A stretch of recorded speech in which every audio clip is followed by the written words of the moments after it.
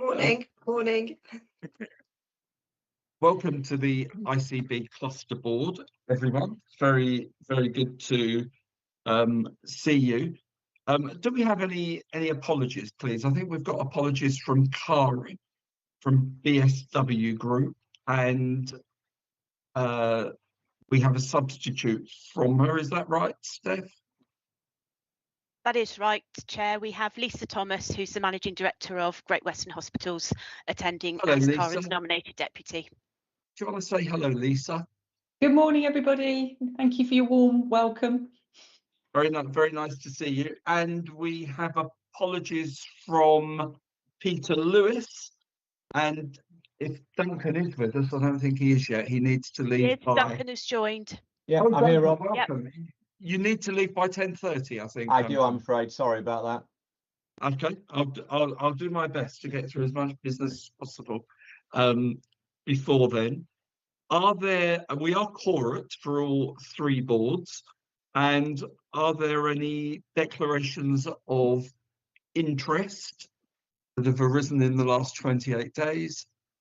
I have one. I'll write to the company secretary. I have stood down as the chair of the Housing and Finance Institute, and I have become the lead non-exec director at the Ministry of Justice.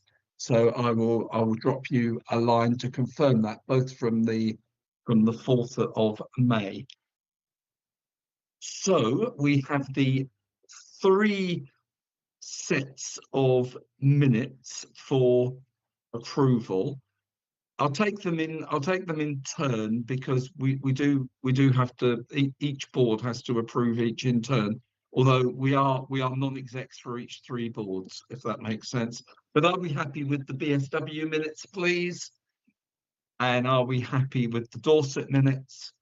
And are we happy with the Somerset minutes? Okay, thank you very much. We then have the action logs from the public meetings. I don't think there's anything arising today that we come back to, that unless anybody wants to say otherwise. Is there anything that anybody wants to query on any of the action logs? Adrian, you're usually very good at this. I didn't see anything. No, nothing for Dorset for sure. Yeah. So are we happy to note the action logs, everyone? Okay, so we come to hand drop. Who's that? Caroline. It's Caroline. Oh yeah, it was just, I think on the Somerset one there was the action around the representation from the councils, and I don't know if it's appropriate to raise it here, but I think there was a discussion, wasn't there, about public health representation, and I don't know whether we've got any update on that. Any update, Jonathan? I can give an update on that. I see Duncan's put his hand up as well. So if we recall, we had the 6 places from the 6 places for local authorities. I've been in discussions with the directors of public health. The net result was that we haven't got an additional place for public health, but I understand that Alison Bell will be representing Somerset Council on the board, but Duncan may just want to update on that. So it's a sort of live conversation, Caroline, but that's the sort of pragmatic way forward. I guess in parallel to that, I've been keen to just be really clear that population health and public health and the join up between the two is like massively important, and Amanda's been meeting with the directors of public health as a group to work out how we make sure that we are working really closely in a really joined up way. Yeah. And then obviously the place-based structures as well needs to absolutely reflect that, but the specific action from the board is as such. Yeah, we did say at inception, didn't we, that it may be that one or several of the local authorities might nominate a public health person to represent them. So we would wait and see that before changing the composition. Duncan, is all that correct? Just to confirm what Jonathan was saying. So I think, just be clear, still a live discussion. We haven't reached conclusion as a council, but it's likely Alison Bell will be taking the seat on the cluster board on behalf of Somerset Council. I think Alison would want me to point out that if she does that, she's there as a part member for Somerset. She's not necessarily there speaking on behalf of all the DPHs, which was the original ask from the DPHs, but it would mean that we'll be a DPH on the cluster board, which I think is quite sensible. and we're comfortable in Somerset to work that through. So we're just sorting out the process now. Yeah.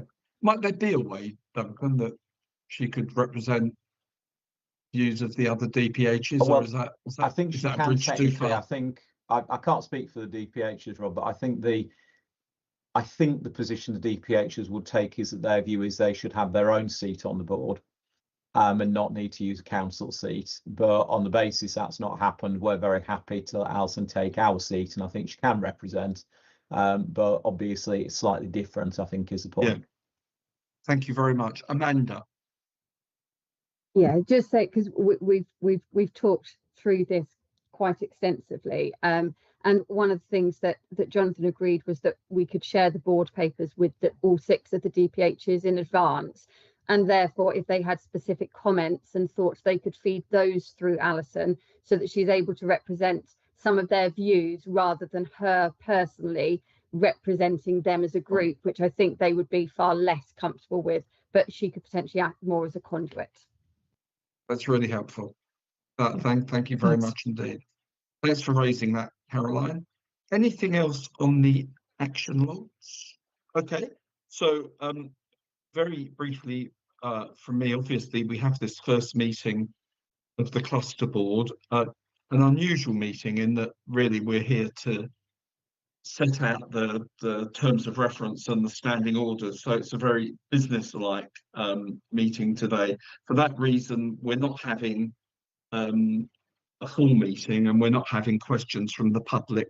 But of course, as we get up and running, the next time we meet, we'll have a full meeting and have a full agenda, as you would normally expect. You will have seen that a regional chair has been appointed, which is very welcome, and we look forward to working with Dame Jill Morgan in that respect.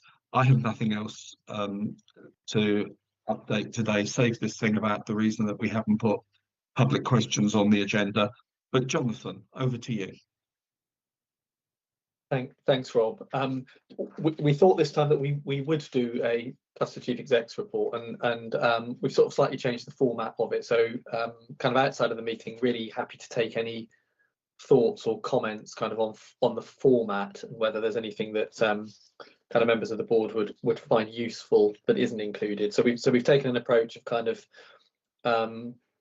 national, cluster and place, and you'll see within the report that each of the place directors has produced a kind of summary of all the activity that's going on in the different areas as well. So I thought I would just kind of highlight a few areas. So first of all, thank you to everybody that was involved with the board away day last week. It was great to all be together. I'm very conscious that not everybody was able to be there, but I think it was a really great session, certainly from my perspective.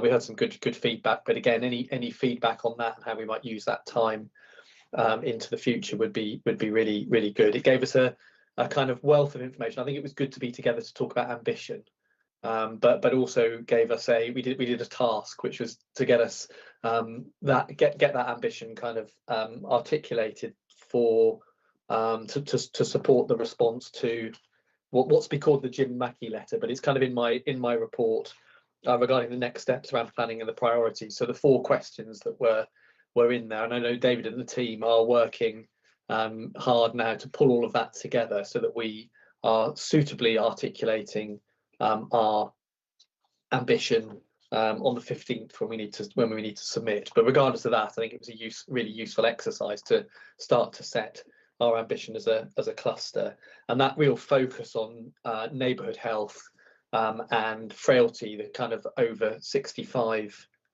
population as our sort of starting point, and having some ambitious aims for that population and for the development of neighbourhoods over the next period, I think was really helpful. You'll see that the report recognises some quite a lot of national sort of frameworks and guidance that have come out around neighbourhood health and neighbourhood health centres.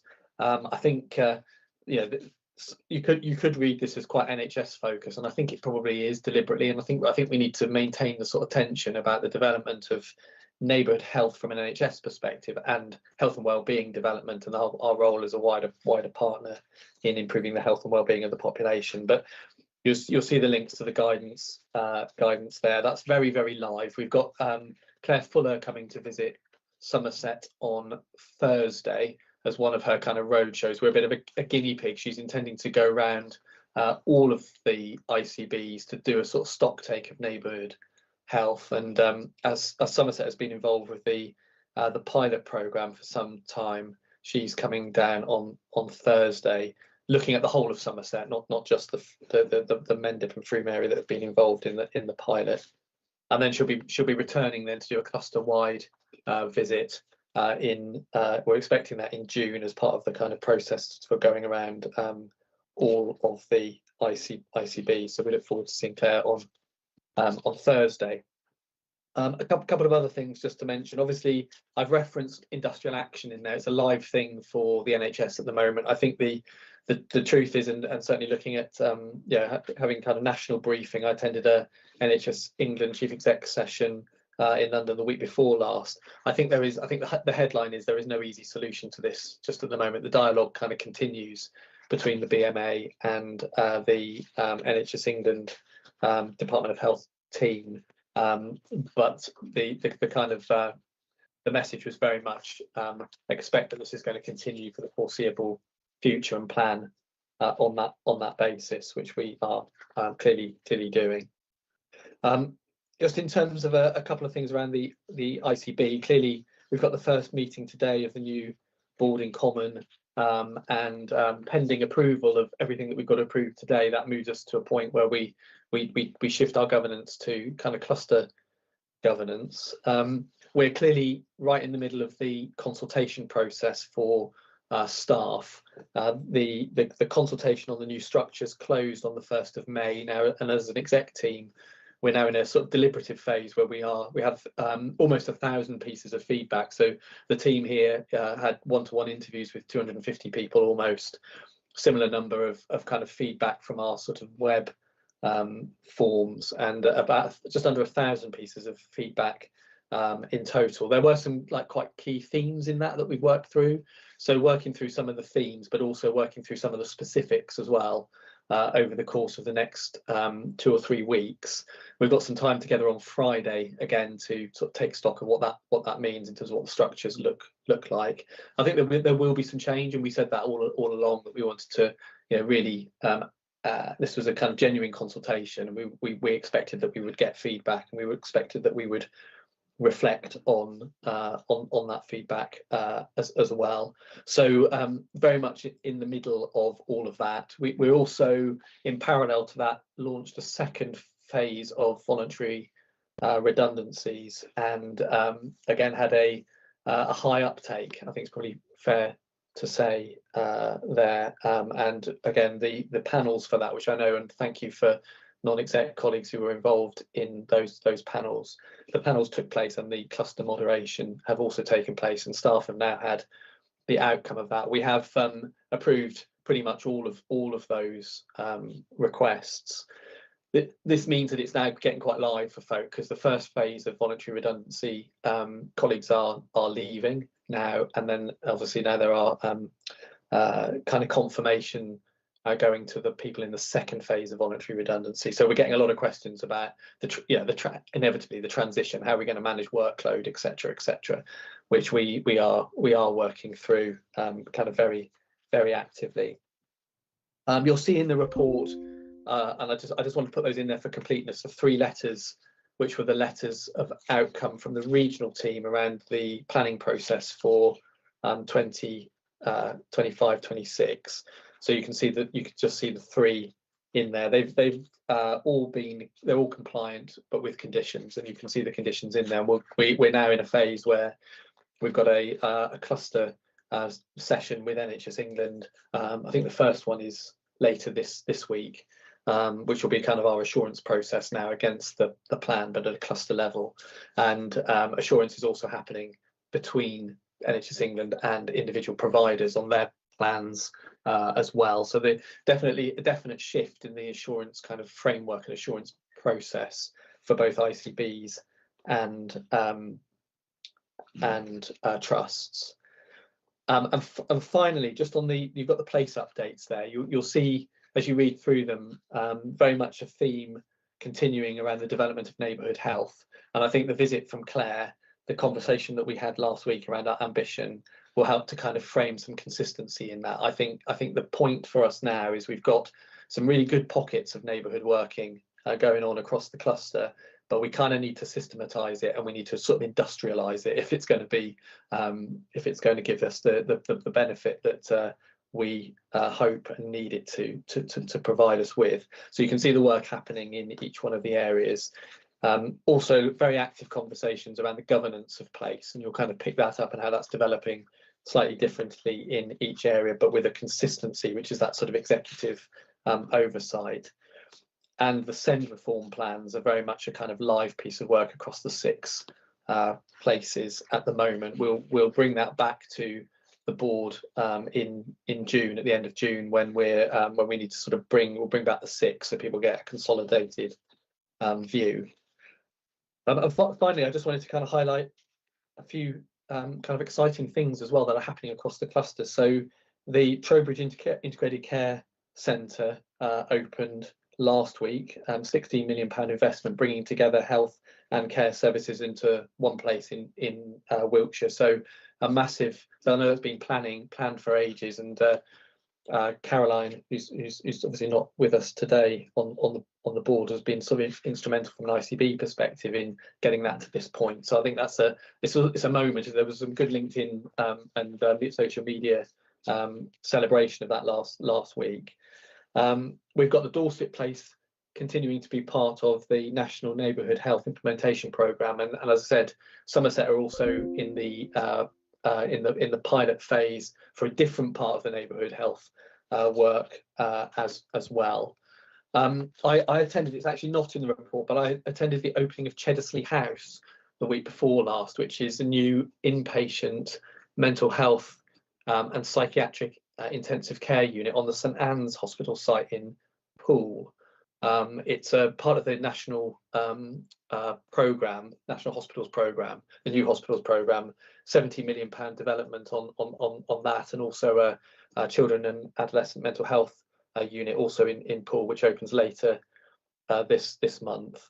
It is I mean, if anybody is there and gets a chance to go there, it's a phenomenal development, and they showed me around the existing unit as well, and the impact for patients on this.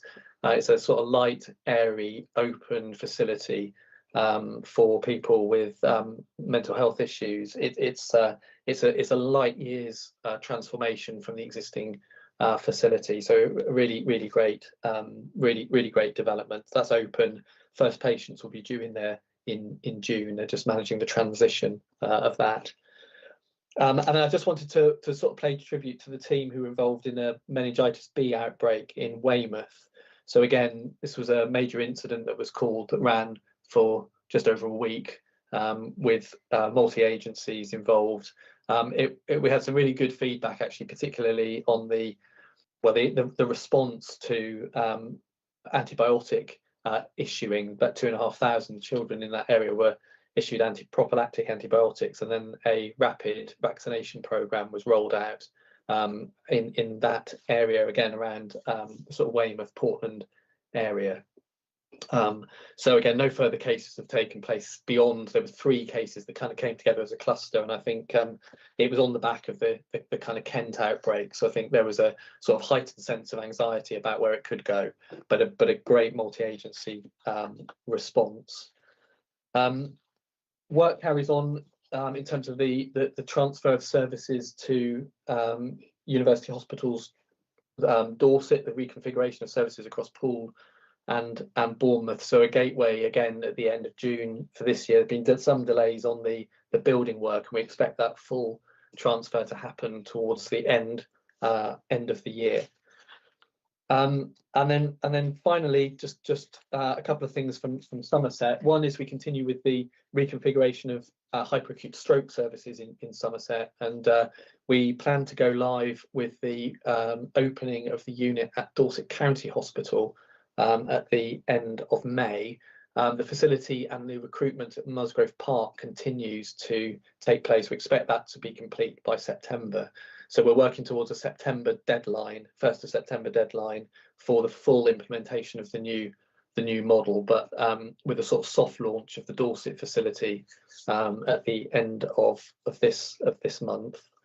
3 new dental surgeries have also opened in Somerset this calendar year. So one in Wellington, one in Chard, and one just coming online in Crewkerne. They were the first new dental practices in Somerset for 10 years. So a big step forward with capacity there. Yeah, we hope that that's going to start to have an impact now on dental access in the county, or there's further work to do. And finally, the maternity service at Yeovil Hospital, which had been temporarily closed at the end of during last year, has reopened on the 26th of April. So back up and running. The service there, launched on the 21st of April. So that service is now up and running. You'll recall that the driver for that was around paediatric cover to the special care baby unit, but it obviously has a knock-on impact onto maternity services. So we are now seeing increased numbers of bookings back into the Yeovil service after Dorset, Dorchester and Musgrove Park had taken on the activity over the period of time. So a kind of good step forward there. So hopefully a bit of I've kind of rattled through a load of stuff there, but I think it shows the kind of breadth and scope of all the work going. I'm sure I've not even scratched the surface really, but there were just some highlights, and happy to pause there, Rob, and take any questions and comments. Really helpful. Thank you very much. Any questions for John? Adrian, you're on mute, Adrian. Thank you, Rob. Thanks, Jonathan, for the update and the team. I like the structure of the update, kind of national, cluster and place. That works.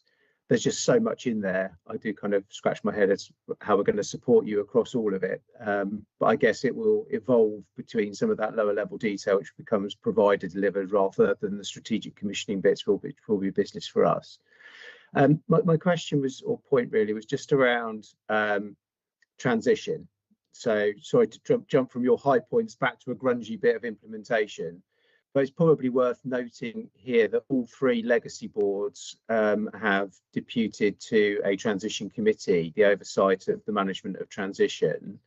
And we do have in that meeting, Jonathan, which is not reflected in the report, a number of actions running, particularly around waterproofing the passporting as we start to see colleagues leave under VR. And I think the sense at the last transition committee was that it would be good to see a little bit more of that written down, particularly in terms of the non-people elements and assurance over continuity in relation to statutory objectives. I don't know whether you can say where we are on that, or whether you just want to leave that as business that's being managed by the transition committee. But for us as a group, it does feature quite highly for me. Thank you. Yeah. Well, I'll respond to that, Jonathan, and then I'll bring Chris and then Caroline. Yeah, sure. And I mean, others may want to come in, but so Adrian, I think you're right. I think we've struggled a little bit with the kind of format and the potential breadth of the whole thing here, but we are looking to pull something together to come back to transition committee. We're using, because I think when we reflected on it, we thought, well, actually we used quite a robust process when we looked at the services that transferred into us from the CSU, actually, and very clearly documented what they were. I think one of the things we've struggled with a little bit is being clear with the teams what are those bits of service, but and some of that has now come through in the consultation where people have fed some of that stuff back. We've used this tool called the Moscow tool, which kind of David Freeman introduced to us. But part of the way we used that was to try to use it to enable the teams to think themselves about transition, how they might manage that transition, and how we might change the way that we work as a result. So I think there's a balance here. I think we do need to be more structured, and we're trying to pull that together and go, okay, so for example, one of the areas that came out of the consultation is the whole thing about digital projects. So we have across the cluster 3 different approaches to how we implement digital projects. Clearly, in our new world, we're not really an implementer of digital projects. That's a provider. That should be a provider function in terms of the delivery of those projects. But today we have teams of people who are doing that. And that was a live conversation that came out in the consultation when people then went, well, where's the team that do digital projects? And we said, well, there isn't one because we won't be doing it. So again, that's one example, and there are a number of those of some big ticket things that we are now identifying that I think we need to be much more structured in terms of how we do that and how we manage that transition. So something that's a long-winded answer to the question about something coming back to the transition committee, Adrian. But if offline, it would be useful just to have a conversation, because I know you've been keen on this. Just to be clear that we meet that brief, I think would be really helpful from my perspective. Yeah. So I'm very happy to lean in and help structure that, Jonathan. And whilst I'm kind of waving the flag, I think everyone here will be absolutely, from a governance perspective, wanting to see assurance on the continuity of statutory obligations as a minimum. Thank you. Thank you. Thanks, Adrian. Thanks very much, Chris, and then Caroline. Thanks, Rob. Can I also, Jonathan, refer to transition and particularly the impact of consultation VR2 on staff colleagues and their morale? As an observer at the colleague briefing that you held last week, I observed the chat, which seemed to reflect, and I think the best word I can use is anxiety amongst staff colleagues. I wondered if anxiety is overplaying it or underplaying it, because it felt a bit febrile. I would describe ourselves as being at the bottom of the change curve from that perspective, Chris. I think there are a mix of views, aren't there? So we're in a strange situation where we've got some folk who have determined their own futures now, and then we're kind of getting close in terms of the size of the organisation that we need, with a number of people leaving on VR. We've got anxieties about transition and people going, well, how do we carry on doing the work that we have always done? And we're saying, well, we don't. We have to continue to change and develop.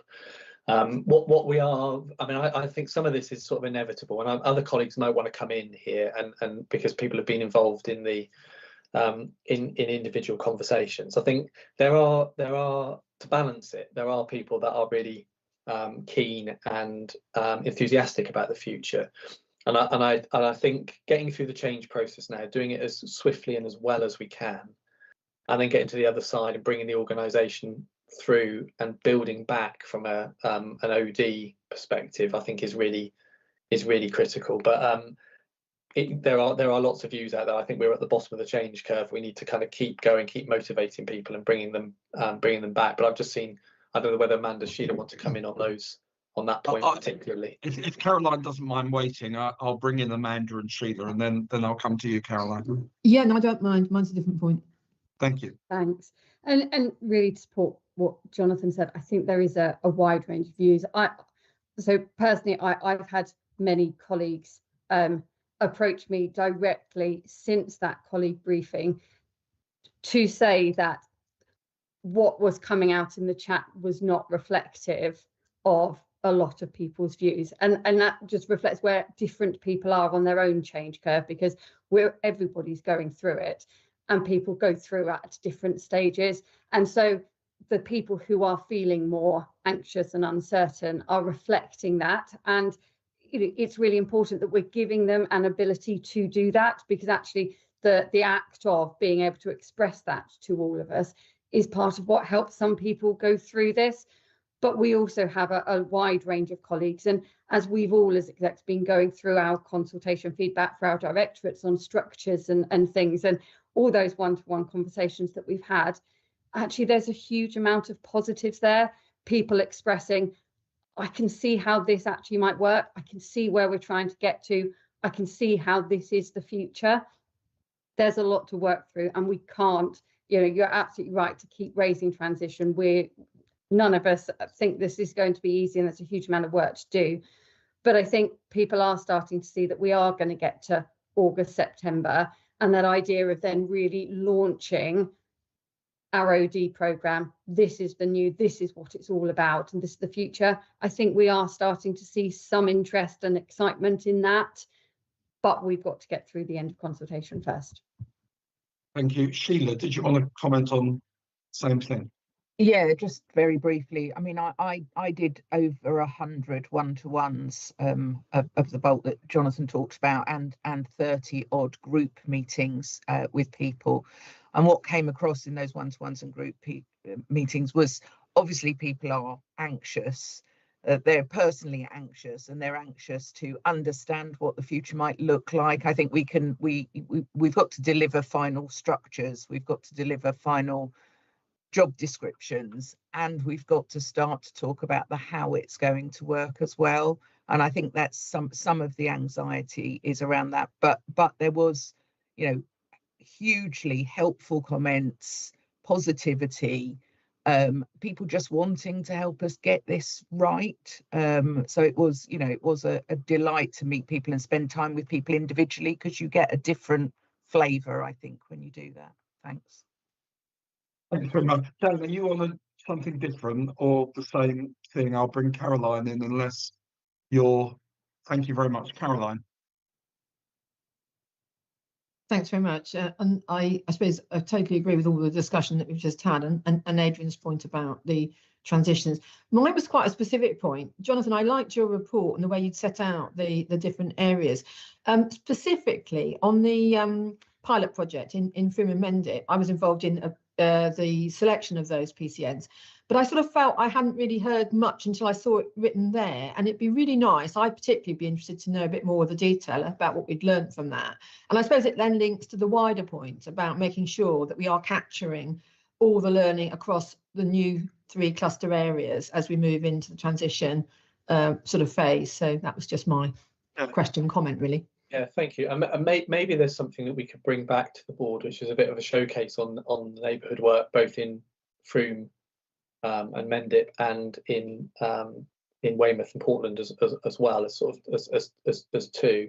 I mean, Becca's on the call here, so Becca may want to have may want to comment, because obviously Becca's was part of the Froome Mendip work.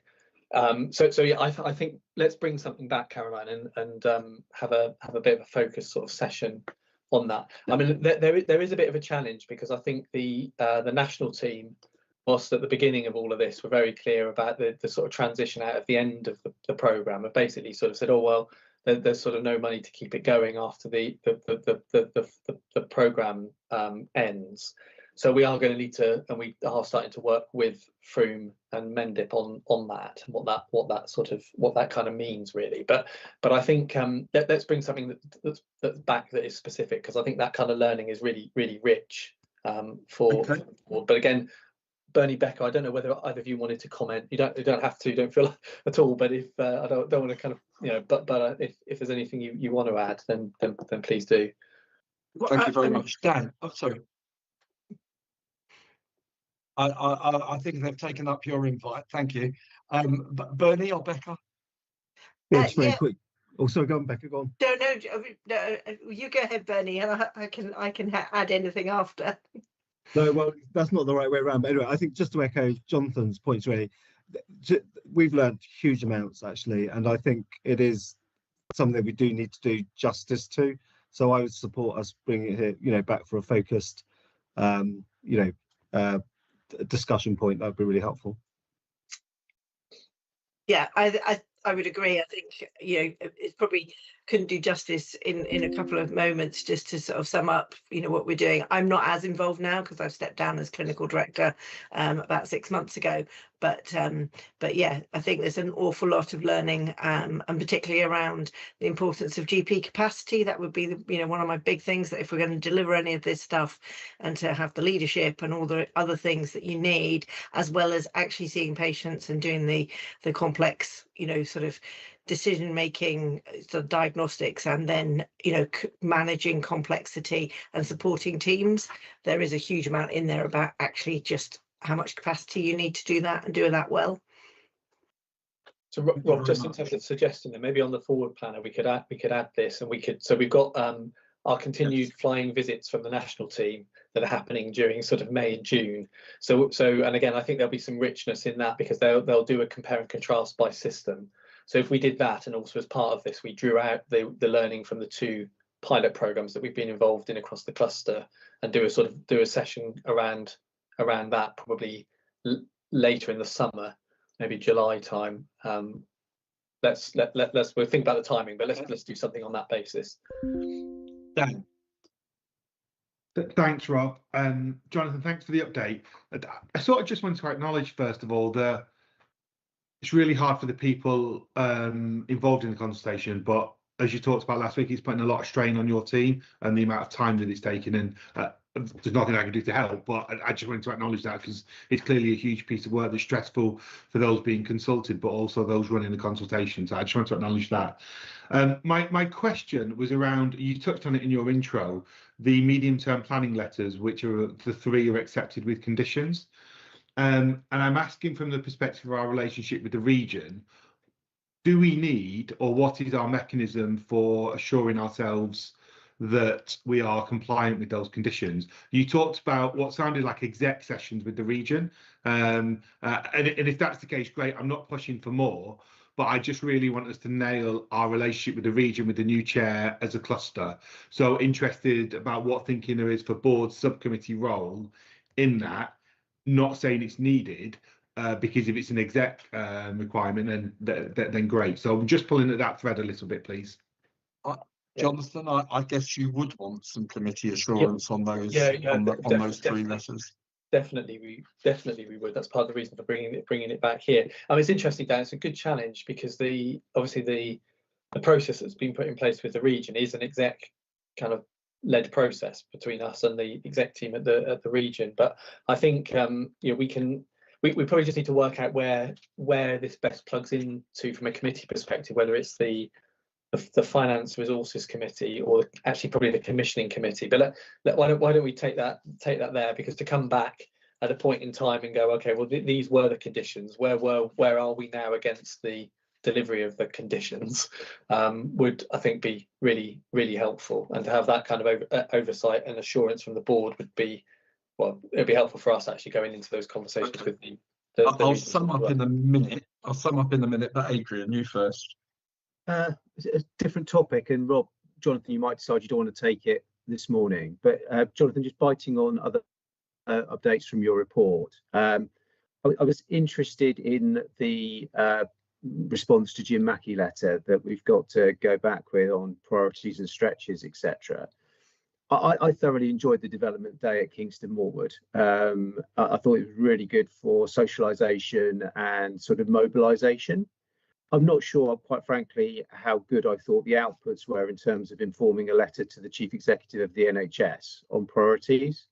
And from our perspective as a board, I worry a little bit that the outcomes from the Kingston Moorwood session weren't necessarily the things that we need to push hardest. So kind of frail elderly, etc., very important, but fundamentally getting the left shift going and getting neighbourhood going, as is reflected in a number of the place updates this morning, feels a lot closer to where it's going to be at. So I offer that as an observation, but I'm just interested if you've got any thoughts on how we get traction around that and how we help and lean in as a board. Yeah, and I think David's put his hand up, so David's putting together the report. So I'll say a couple of things, and then maybe I think so. First thing to say is just be assured that the output of the session last week is not the only thing that we're taking into account in terms of the response. So the response is kind of broader than that, and in many ways it was a sort of timely way, but there was just something about getting the sense of our ambition as a cluster board, which is almost more important than the response to a set of questions. I think though the reason that the questions have been posed is nationally them wanting to get a sense of what is the ambition of strategic commissioning and of ICBs in delivering the 3 shifts and the sort of wider NHS strategy. We're doing some cross-checking as well, Adrian, both through the region and through the other kind of clusters across the southwest. And actually, David and I were on a helpful call last week, convened by the NHS Confederation, or NHS Alliance as is now, where we were, it was a much broader group of people who were also providing their their views. But David, did you just want to comment? Yeah, thank you. I was going to mention that NHS Alliance conversation last week, which is very helpful in sort of setting our baseline about the state of our ambitions. But the main thing I wanted to say was Adrian, to your point, it was a mixed range of discussions across the table. It was really interesting that some folks wanted to kind of dig into the how, because is it a realistic ambition if we don't know the path to the how? And others were trying to say we're not pushing far enough on the how. So it's a kind of, I think one of the reflections is that we need to have a few more conversations about this at a kind of board level, and that will come, I think, as we get our strategy going. We did say in the intro, this is not about setting out our strategy and setting out our plans, but more about raising the bar to the extent of our ambition. And having now reviewed some of the comments that have come back and the basically verbatim content, there's plenty there for us to sort of put into a letter saying this is the direction we're heading in and this is what we're aspiring to achieve. The rest of the work, the detail of that, will follow in our iterative sessions that go after the letter. So I am optimistic that we've got the right content to submit and signal to the centre that we have an ambitious set of plans and a group of people who are behind that. But recognising that we've got a few stages of work to get through to have confidence in its deliverability. Thanks very much. I had a couple of things I wanted to ask, but just to sum up what we've had so far, you'll bring something to a future board on neighbourhoods. We've had a discussion on the 3 letters from region will go to committee for assurance. So thank you for questioning that. We also discussed the importance of transition and the offer of help on that, and that will go back to the transition committee. Then we've just had the discussion on what came out of the Kingston Moorwood Day, and I think we have to align that with other discussions we've had, don't we? So out of Kingston Moorwood, I think 2 things came, didn't they? One, we want to set ambitions on leftward shift. And from the table feedback, there were ideas about changing the ratio of where we spend money, and that we want to spend more on prevention and community services, and the idea that we, rather like BSW have done, we formally put money into transformation across all 3 ICBs on a cumulative basis over the period. So that will come out at, as we plan, and we hold on to. We all thought there was a priority around frailty, because it matters so much to our demography, but it also matters a great deal to our financial position. And obviously, Jonathan, we need to put that in the mix with some other things that the outgoing board thought we ought to focus on as well, like dentistry.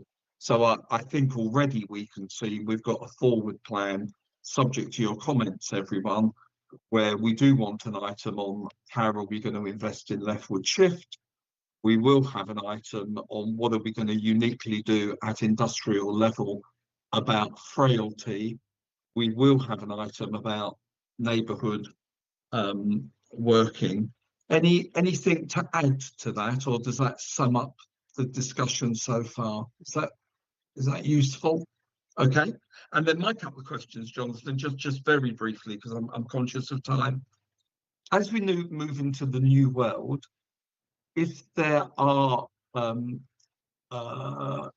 disagreements between providers and us as the strategic commissioner about the value of what we're commissioning, where providers might say for performance management purposes to region, we think we should be getting more from the strategic commissioner, but the strategic commissioner doesn't agree with that. Jonathan or David, how will that be reported? Do you first see that going to strategic commissioning, to Chris's committee? Does it go to Adrian and finance, or a bit of both? How will we know if there are disagreements about the value of what we're commissioning that starts to be raised with region in performance meetings? Thanks. we probably need to have that conversation just with Alison and David. But I would say that if there are material disagreements that are posing a financial risk, then that probably needs to go through the Finance Resources Committee in the first instance as part of the kind of risk-based approach. So that's really clear. If as a result of that there are some commissioning impacts, then we need to consider that through the commissioning group. But I think the synergy and the relationship between the commissioning committee and the finance committee is a really important one. And again, Chris and I had a quick conversation last week about making sure we've got the right representation, so that there is a kind of cross fertilization of the issues there, even though they've got a different role. But I think if it's a material financial issue, then the risk would need to be seen through the finance committee. Alison's put her hand up, so she's either going to agree with me or disagree. Well, we shall see. Alison. Oh, I don't know what to say to that. So just wanted to say, so we've set up chief finance officer meetings across the cluster. We've got one per old ICB footprint as well as a cluster footprint. So that includes ourselves, the providers, and NHS England, where we go through the financial positions for each organisation and what the drivers are. So I would expect those to start coming up through those conversations. That is supplemented as well by the contract discussions that sit alongside it. So those will still go on because the contracts will still be held by the ICB.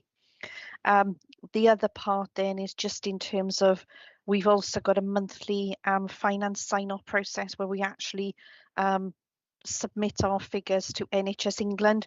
We haven't got a system control anymore, it's a regional one, but we're acting as if we still do.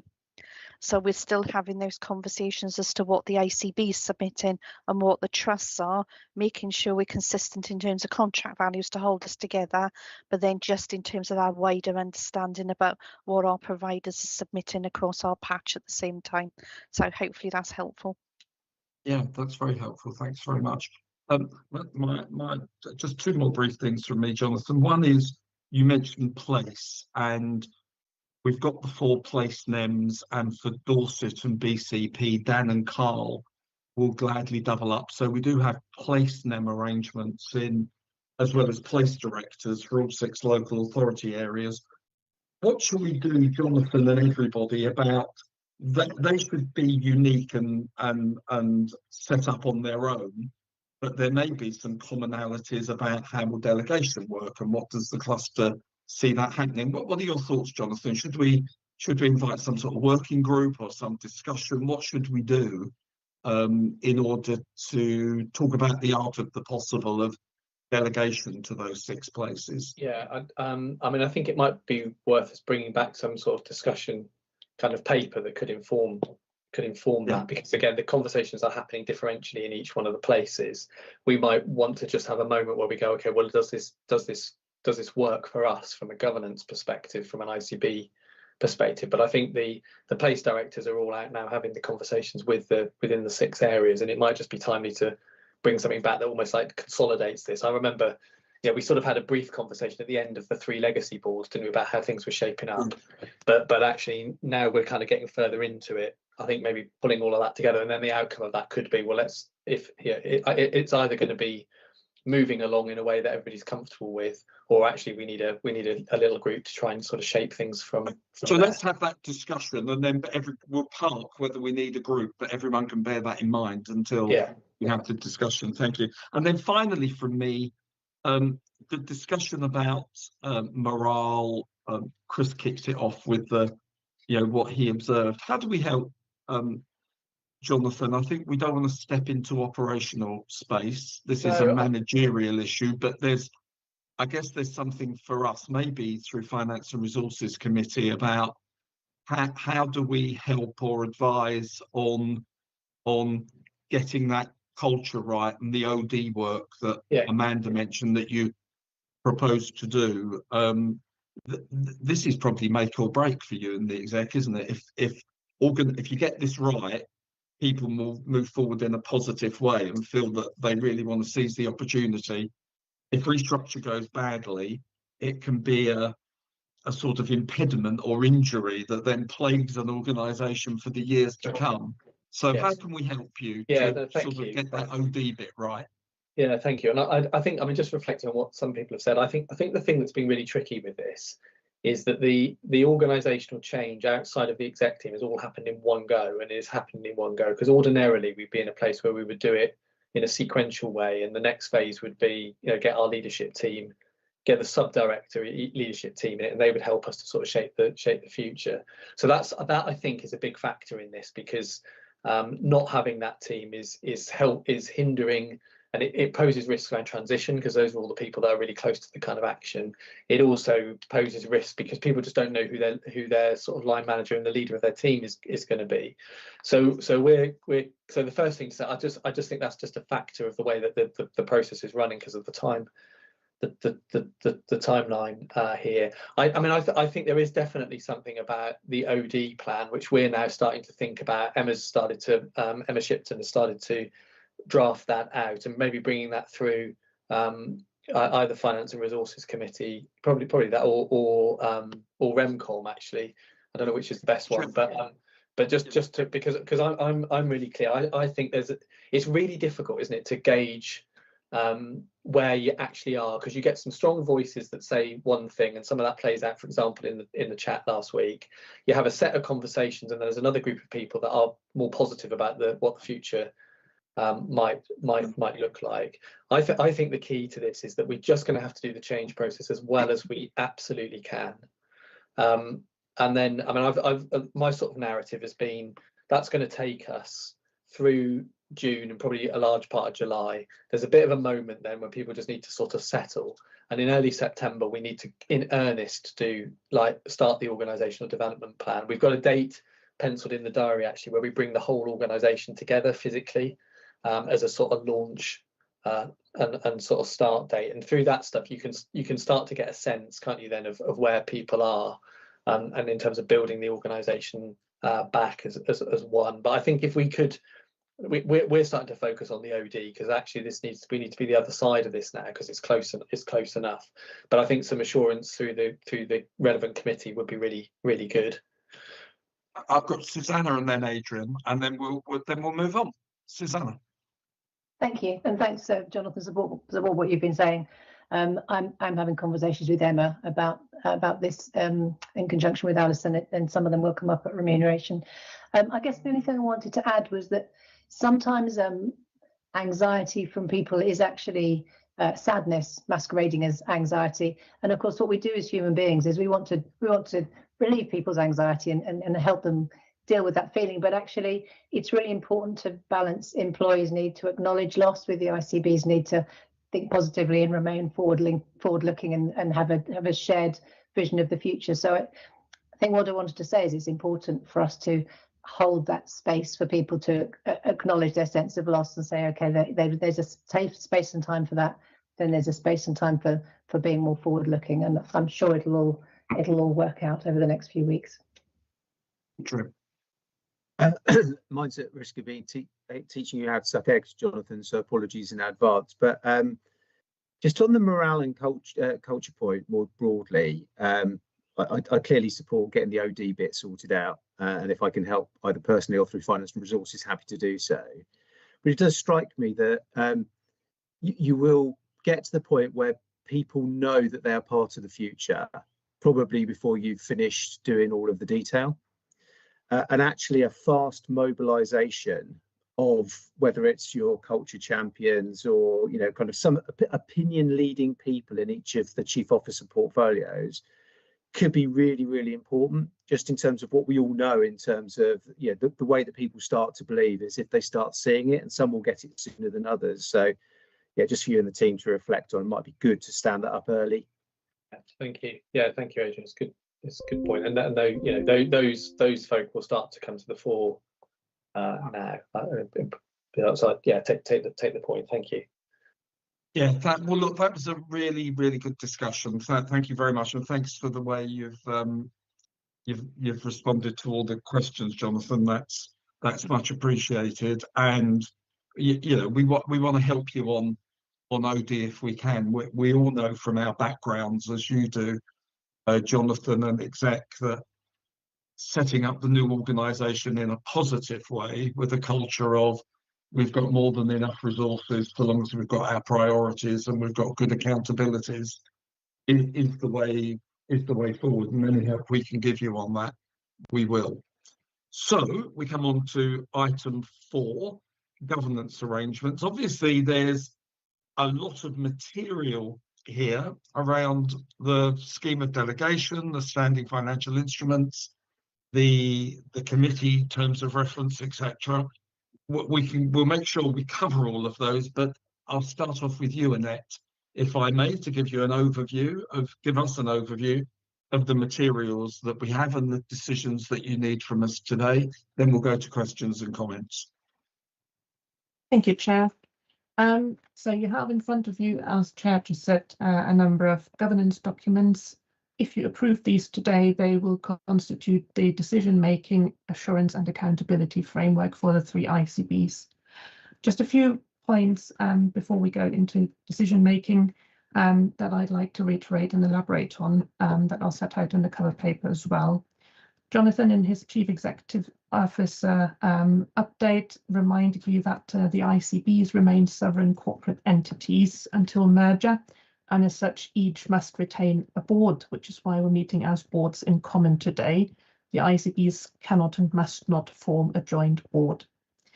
The boards can, however, delegate most of their functions and responsibilities, and the proposals today reflect that. To remember, though, whilst the boards can delegate a lot of their functions and responsibilities, they remain accountable for all their functions and responsibilities, including those that they delegate. The fact that we still have to produce 3 annual reports at the end of the year reflects that as well.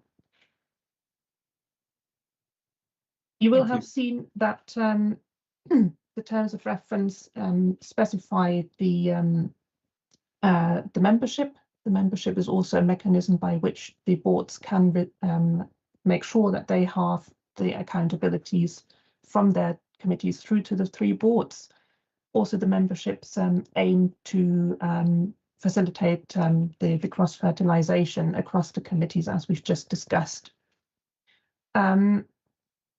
You will have seen the terms of reference include terms of reference for the cluster board. The cluster board, that's important to remember, is a joint committee of the boards. It is not a joint board, and nor is it a board, albeit that by the delegations that the 3 boards give to it, it will function board-like. Audit committee is another one that ICBs cannot form as a joint board whilst they remain statutory organisations in their own right, which is why the terms of reference align very much, but technically the audit committee will meet in common, just as the boards. All other committees are joint. Another important point is that the committee's focus will be largely on scrutiny and assurance, and for some ICBs this is quite a departure, because some of the committees in BSW, for instance, had quite significant decision-making authorities.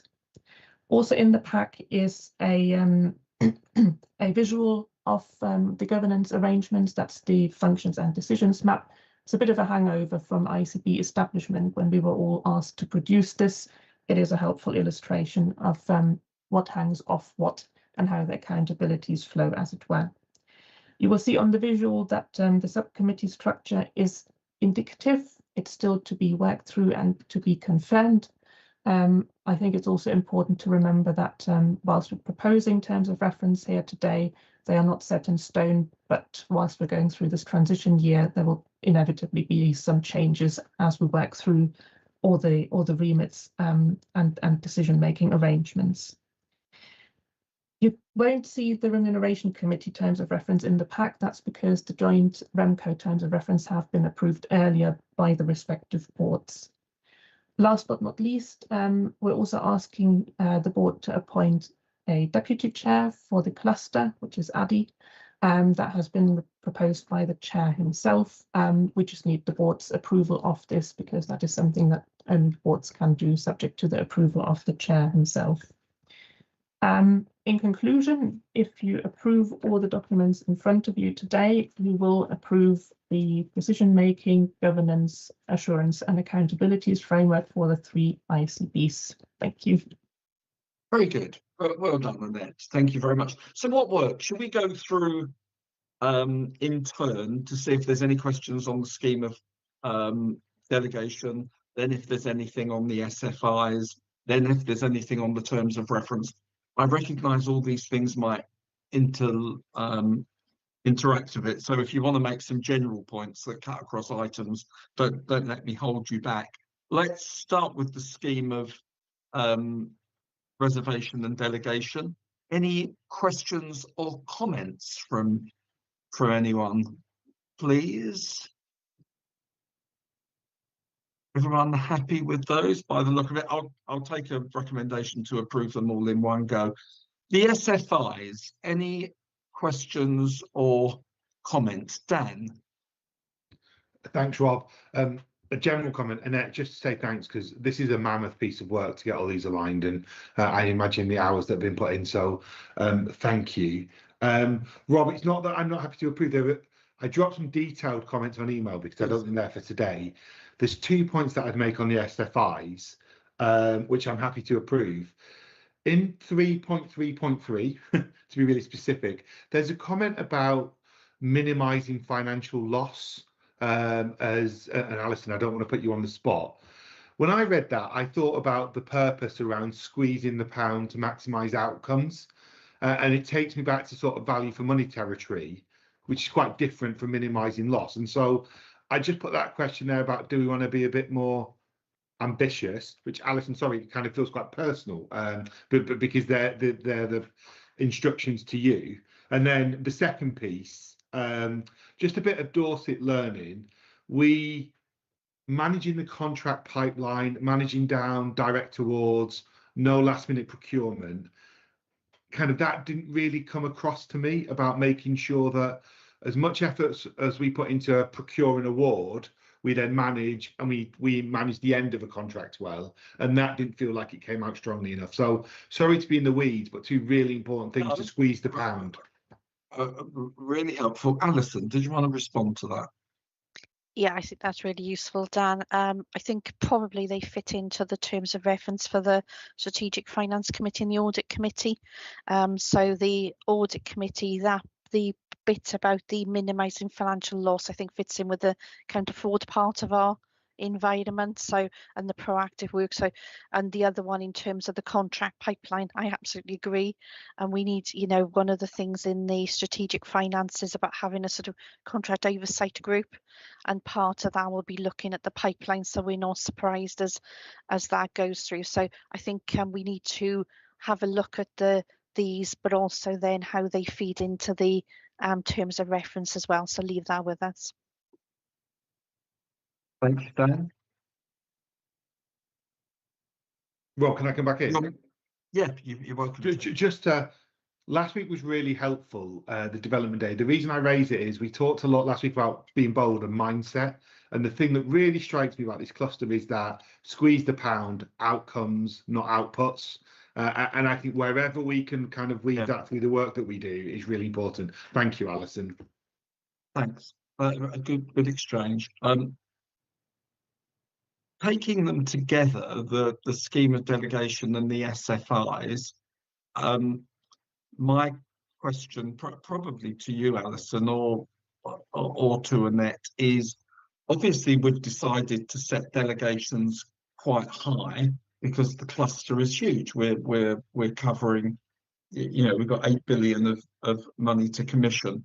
But of course, in a healthy governance system, some decisions do go to board and to governance, and therefore it's right that we set these tolerances at the right level, because if you set them too high, nothing will go to governance, everything will be delegated. So do you have a sense of that at the moment, Alison? I think the outcome of my question is probably that the Audit Committee just looks at this, Dan, and sees how much activity used to go to the ICB boards, and check that we're not sort of doing a lot more or not a lot less, and that we've got these tolerances about right for board involvement in decisions. But Alison, any comments on that?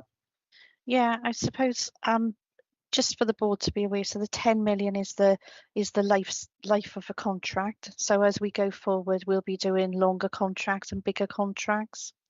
So actually 10 million is, you know, if we got a 5+ year contract, that actually becomes quite a low value, and we may want to consider that as we go forward, and time will tell in terms of this. Yeah. I suppose it's the balance between everything coming up to board and Yes. the board being a strategic decision or a strategic viewpoint. What we've introduced through the Strategic Finance Committee is an investment committee. So there's the contract oversight group that does, as Dan said, we need to set it up to have that pipeline, what's happening, what contracts are renewing, what should go bigger, and having that oversight of all the contracts across the cluster. But then having an investment committee that's actually picking up everything that goes through as we're going through that. And for me, the Strategic Finance Committee will have the complete oversight of that. It'll pick up what's gone through and then what's been progressed to the board. So that will have the visibility of those conversations as we go through the year, and very much as we go through that, having the sort of oversight of our processes with the audit committee. It's a really helpful reply. Thank you. Are there any questions on the terms of reference? So item 4C, we've sort of discussed the finance and audit in answer to Dan's point about VFM, but any questions or comments on the terms of reference, please? Yep, I've got Chris. Thanks, Rob. Just to confirm what I think I heard Annette say is that over the course of the next 12 months, we're going to learn through doing here. As Annette knows and Jonathan indicated earlier, I've got one or two points about the draft terms of reference as they stand for the joint Public Health and Commissioning Committee.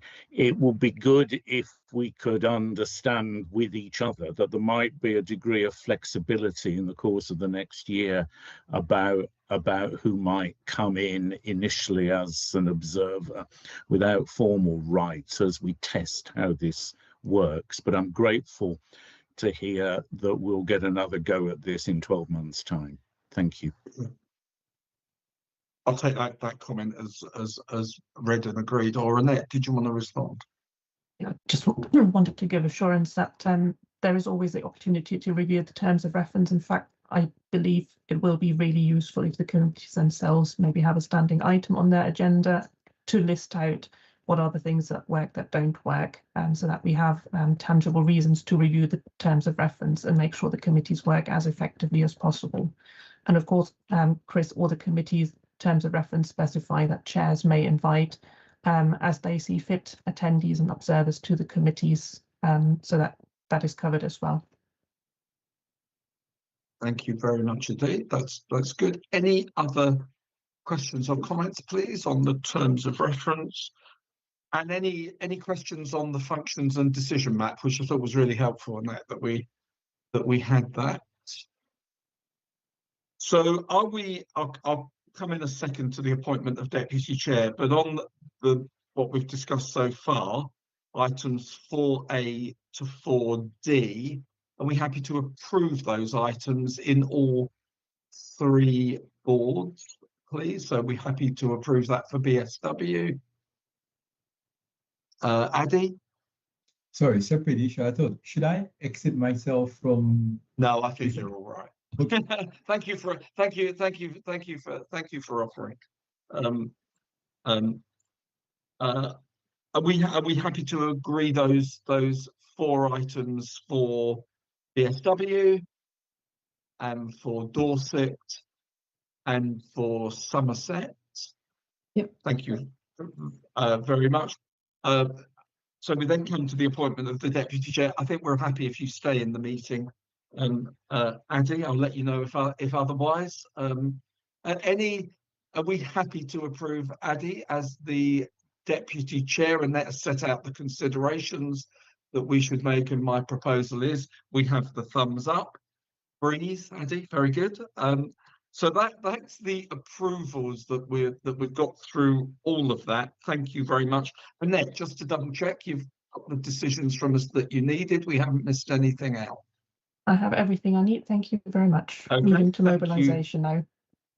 Thank you very much. So we come to any other business. Is there anything else that anybody wanted to raise? I'm not aware of anything.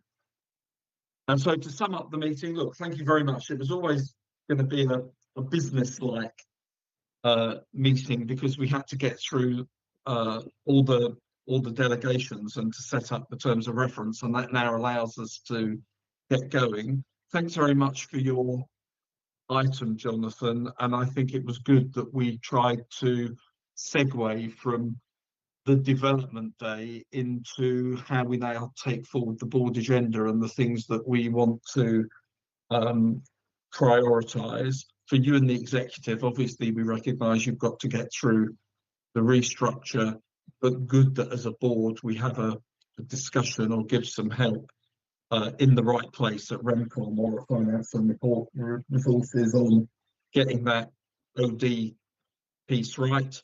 We've discussed that we'll bring a paper here on place and delegations, and then we'll see if we need to do a working group or something on that.